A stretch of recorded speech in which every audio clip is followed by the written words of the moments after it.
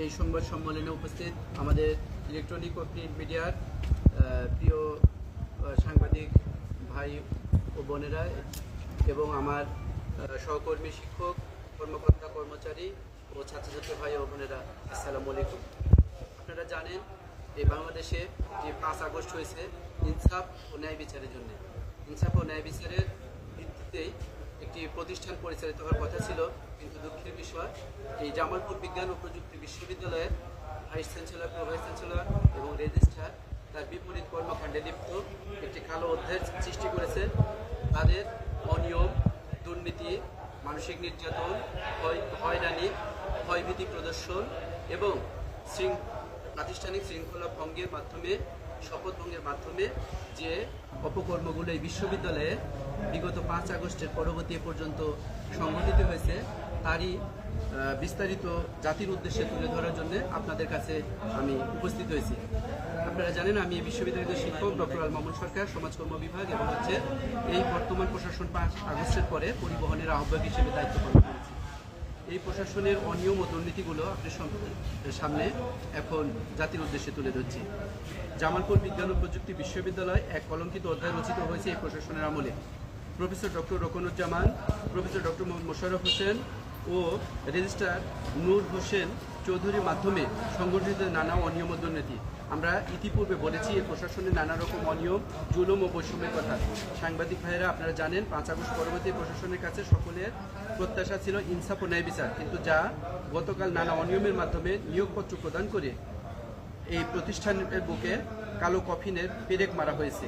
গত 15 ফেব্রুয়ারি প্রশাসনের দুর্নীতি ও অনিয়মের প্রতিবাদে ভিসি, প্রভিসি পদত্যাগের দাবিতে বিশ্ববিদ্যালয় রক্ষায় শিক্ষক, কর্মকর্তা, কর্মচারীরা ক্যাম্পাস গেটে তালা ঝুলিয়ে একসাথে অনাস্থা প্রকাশ করেন।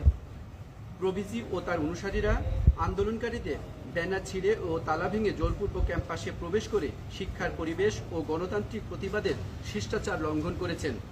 একাডেমিক ভবনের সামনে মিডিয়ার উপস্থিতিতে প্রভিসি প্রতিশ্রুতি দিয়েছিলেন যে ভাইস চ্যান্সেলর ক্যাম্পাসে এলে আলোচনার মাধ্যমে সকল সমস্যার সমাধান করা হবে, অথচ অদ্যাবধি আন্দোলনকারীদের সাথে কোনো প্রকার আলোচনায় বসেননি তারা।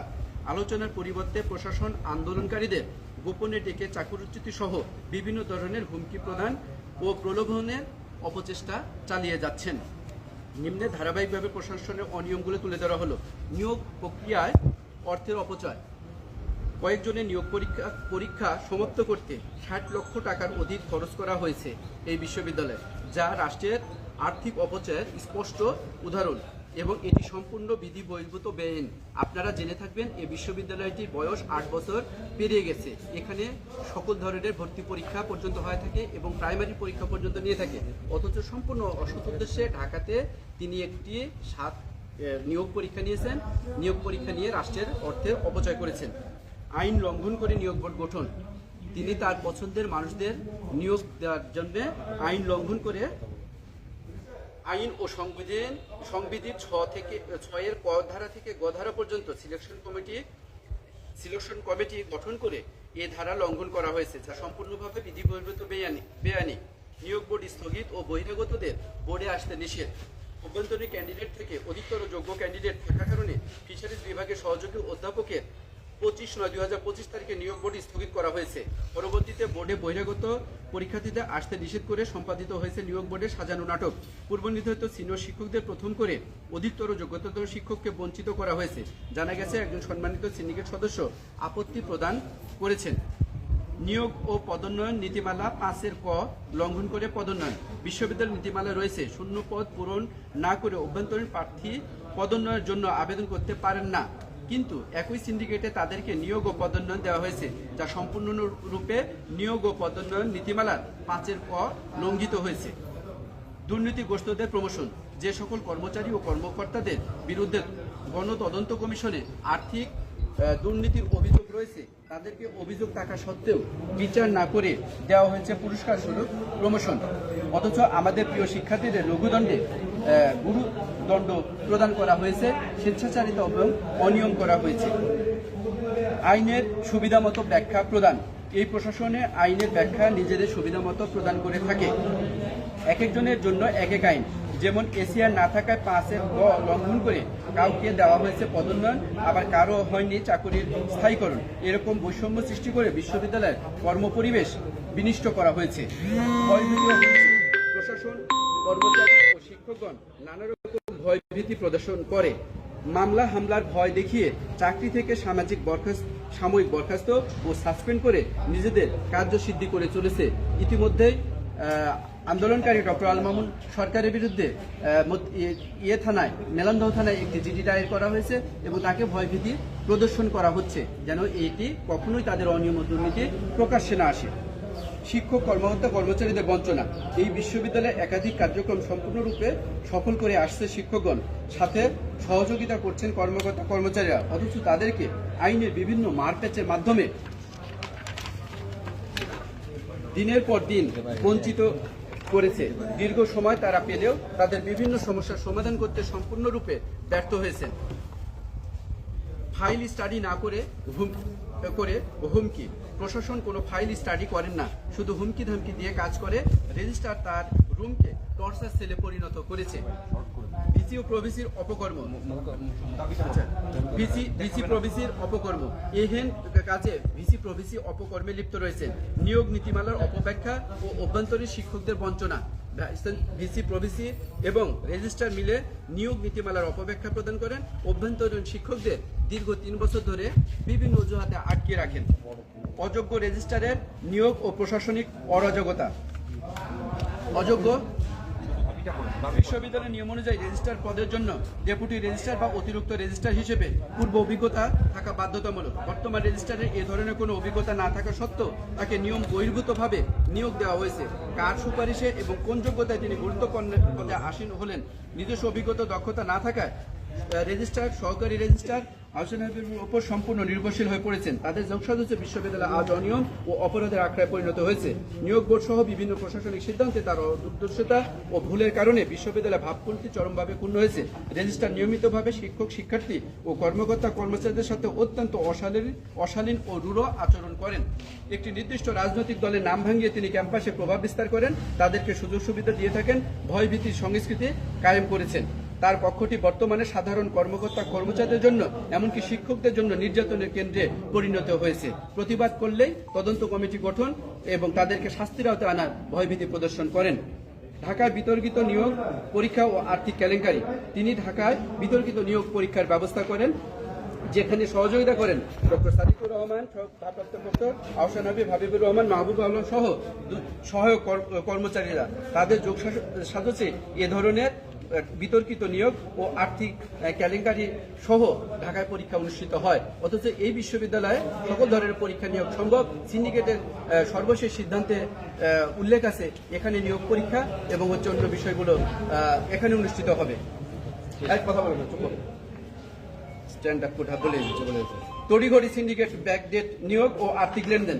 12 ফেব্রুয়ারি নির্বাচনের ঠিক আগে 7 তারিখে তড়িঘড়ি করে ঢাকায় সিন্ডিকেট সভা আহ্বান করা হয়, অত্যন্ত সন্দেহজনক। বিশ্ববিদ্যালয় নিয়োগ সংক্রান্ত অনিয়ম ছড়িয়ে পড়লে 5 তারিখে ক্যাম্পাস বন্ধ হওয়ার পূর্বেই 3 তারিখে ব্যাকডেট দিয়ে 2 তারিখ দেখিয়ে তড়িঘড়ি করে নিয়োগপত্র প্রদান করা হয়েছে, যা আপনাদের কাছে অনেক শিক্ষকের নিয়োগপত্র আপনারা পেয়ে আছেন। ভিসি মহোদয় অসুস্থতার অজুহাতে ক্যাম্পাসে না গিয়ে গেস্ট হাউসে অবস্থান করে গোপনে এবং বিতর্কিত নিয়োগপত্রে স্বাক্ষর করেছেন। অভিযোগ রয়েছে যে প্রতিটি নিয়োগের ক্ষেত্রে বড় অঙ্কের আর্থিক লেনদেন রয়েছে এবং চাপের কারণেই ভিসি প্রভিসি এবং রেজিস্ট্রার যোগসাজশ করে ঈদের আগে তড়িঘড়ি করে নিয়োগ নিশ্চিত করেছেন। ব্যক্তিগত স্টাফের নামে অর্থ আত্মসাৎ ও নৈতিক স্খলন।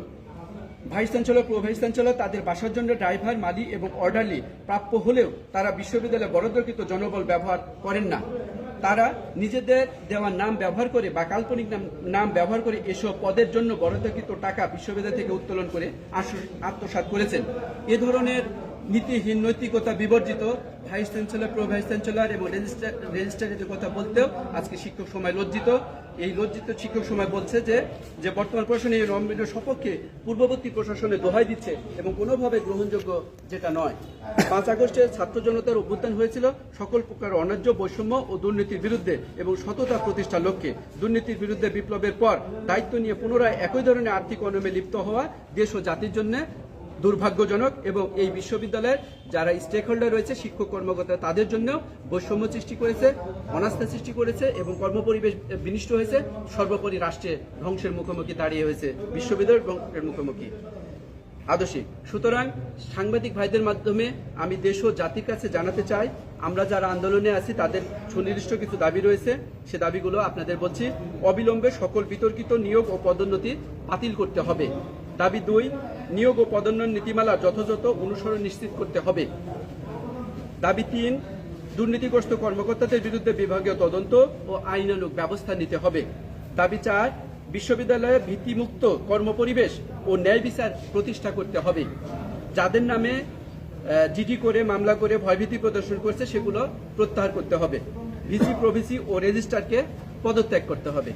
সেই সাথে জামালপুর বিজ্ঞান ও প্রযুক্তি বিশ্ববিদ্যালয়ের অস্তিত্ব রক্ষা, শিক্ষক কর্মচারীদের অধিকার আদায়ের লক্ষ্যে বিশ্ববিদ্যালয়ের সর্বোচ্চ অভিভাবক মহামান্য চ্যান্সেলর ও রাষ্ট্রপতি, মাননীয় প্রধানমন্ত্রী, শিক্ষামন্ত্রী, শিক্ষা প্রতিমন্ত্রী, মাননীয় শিক্ষা সচিব, স্থানীয় সংসদ সদস্য, ইউজিসি ও দুর্নীতি দমন কমিশন সহ সকল আইন প্রয়োগকারী সংস্থার জরুরি হস্তক্ষেপ কামনাপূর্বক এই বিশ্ববিদ্যালয়ে এমন একজন vice chancellor, pro vice chancellor বা প্রশাসন দিতে আমরা অনুরোধ করব শিক্ষাবিদকে, যেখানে ন্যায় বিচার এবং দেশের স্বার্থ সবার আগে বাংলাদেশের স্বার্থ সুরক্ষা হবে, সেটি হচ্ছে আমাদের আজকের চাওয়া। আমি বিশ্ববিদ্যালয়ের প্রতিবাদী শিক্ষক কর্মকর্তার পক্ষে ডক্টর আল মামুন সরকার, সাবেক চেয়ারম্যান, পরিবহনের সাবেক আহ্বায়ক, 5 আগস্টের আন্দোলনের নেতৃত্বদানকারী একজন শিক্ষক হিসেবে সমাজকর্মী বিভাগ জামালপুর বিশ্ববিদ্যালয়ে এই আবেদন রাখছি। সরি, একজন মানুষ যখন পড়তে চায় দিলে পারে আমি খেয়ে হারা ফেলে দিব। আমার তো ইয়ে আছে, মানে ইয়েটা হ্যাঁ, এখন যদি আপনি আমি একটু গতানুগতিক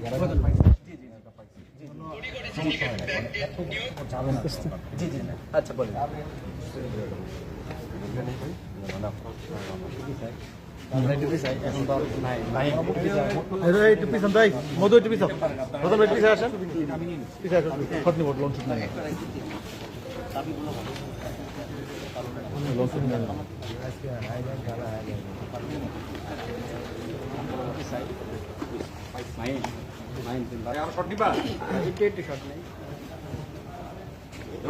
তাড়াতাড়ি